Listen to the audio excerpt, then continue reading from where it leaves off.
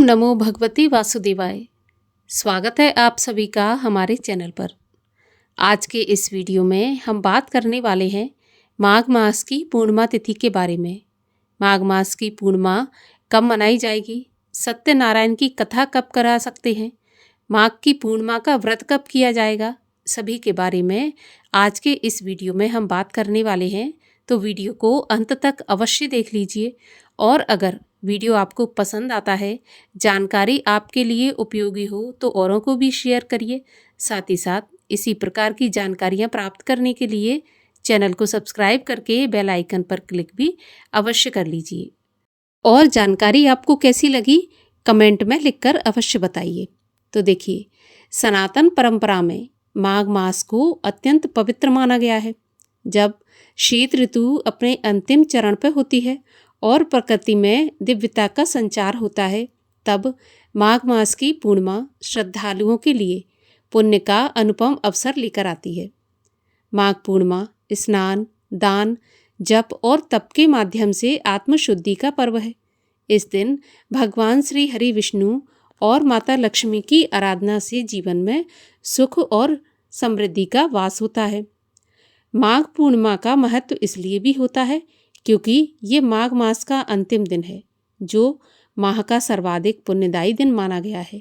शास्त्रों के अनुसार माघ मास में किए गए स्नान, दान और जप का फल सामान्य दिनों की अपेक्षा कई गुना प्राप्त होता है।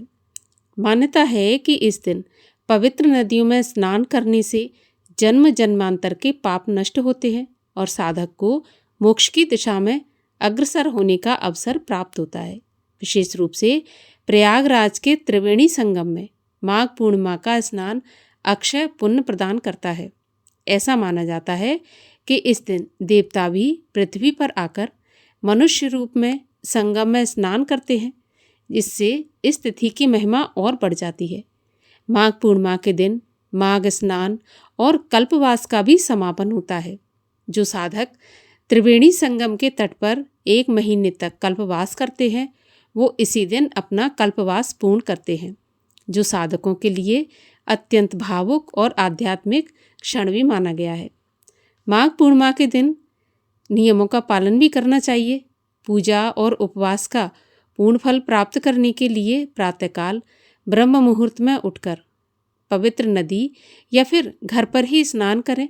अपने स्नान के जल में थोड़ा सा गंगा जल अवश्य मिला लें।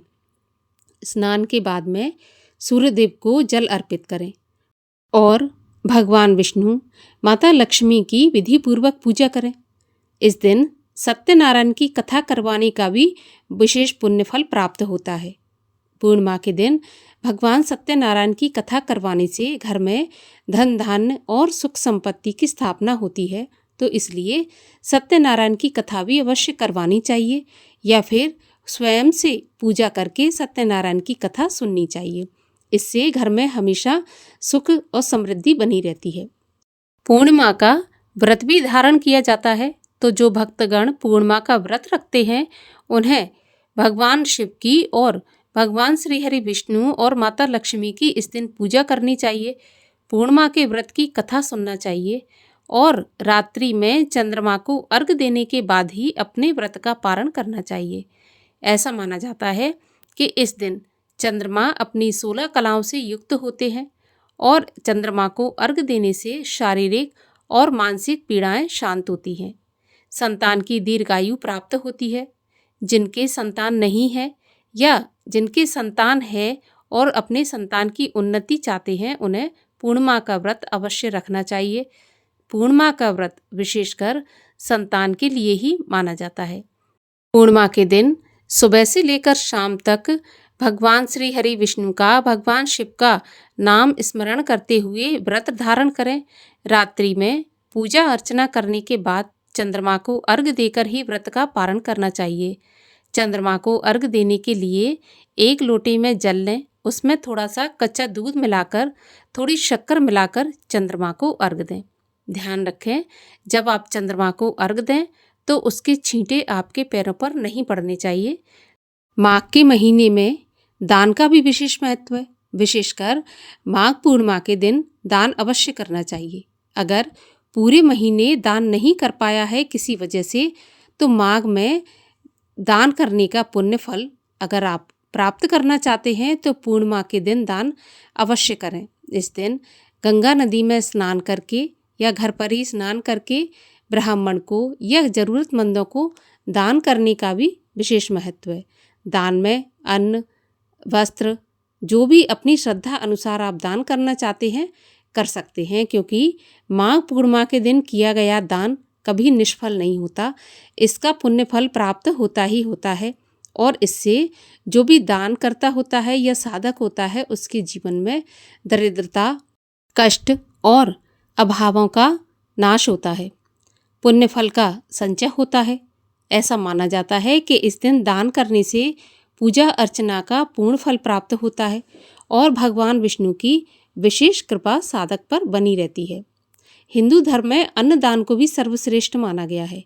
अन्नदान में न केवल भूखे का पेट भरता है बल्कि जो दान दाता है उसके जीवन में भी सुख, शांति और समृद्धि का वास होता है।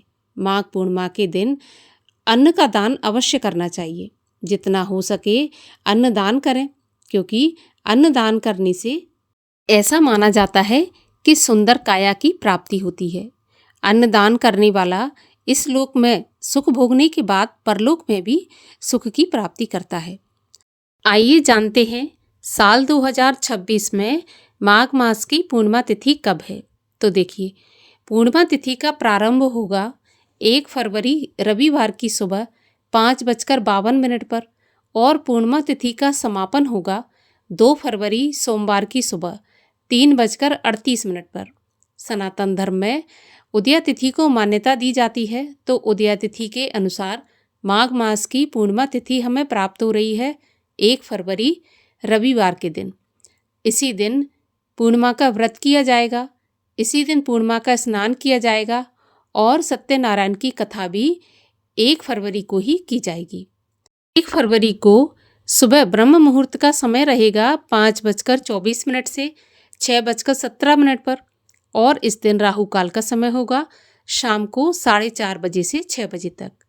पूर्णिमा के दिन चंद्रमा को अर्घ्य दिया जाता है, तो चंद्रोदय का समय रहेगा 1 फरवरी रविवार शाम 5:26 पर। इसके बाद आप चंद्रमा को अर्घ्य देकर अपने व्रत का पारण कर सकते हैं। तो ये थी माघ मास की पूर्णिमा तिथि से संबंधित जानकारी। पसंद आए तो वीडियो को लाइक करके शेयर करिएगा, साथ ही साथ चैनल को सब्सक्राइब करके बेल आइकन पर क्लिक भी अवश्य कर लीजिए। मिलते हैं अगले वीडियो में, तब तक के लिए हरे कृष्ण।